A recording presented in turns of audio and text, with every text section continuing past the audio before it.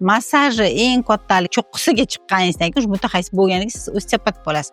Masalan, massajist faqat mushay bilan ishlasa, osteopatlar ham suyak, ham bo'g'im, ham patsientning ruhiy holati bilan ishlaydi. Shularni osteopatlar deydi. Xitoy birinchi Pekinda massaj universiteti ochilgan. Bizda masalan O'zbekistonda massaj uchun 3 oy o'qilsa, ularda 7 yil o'qiydi massajist bo'lish uchun. Xitoyda, Hindistonda, chunki o'rtada Hind okeani bor-ku, shuning uchun juda ham massaj rivojlanib ketgan. Mana men o'zim Tailandga borganimda men qaradim, endi ularda juda ham endi turistik zona bo'lgani uchun unaqa professional massajistlar kam ekan. Men bilmayman, hamma maqtaydi. O'zim har kuni 4-5 tasiga kirdim. Yana ham men bilmagan narsalarni o'rganarmikinman debdi. Qimmatidan tortib o'rtada Levismi deganiga ham kirdim, yo'lladagilarga ham kirib chiqdim.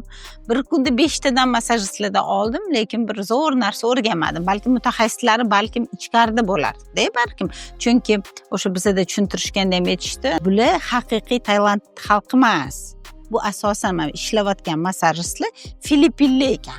Chunki Filippin yashash tarzi Tailanddan ham qoloq ekanda. Shuning uchun asosan mana chisti tailandliklar massajistlari ular gospitallarda ishlaydi. Xuddi bizda ham masalan ko'chada har xil haligi spa-maloq bor-ku, lekin professionallari klinikalarda ishlar ekan, ular ham xuddi bizga o'xshab.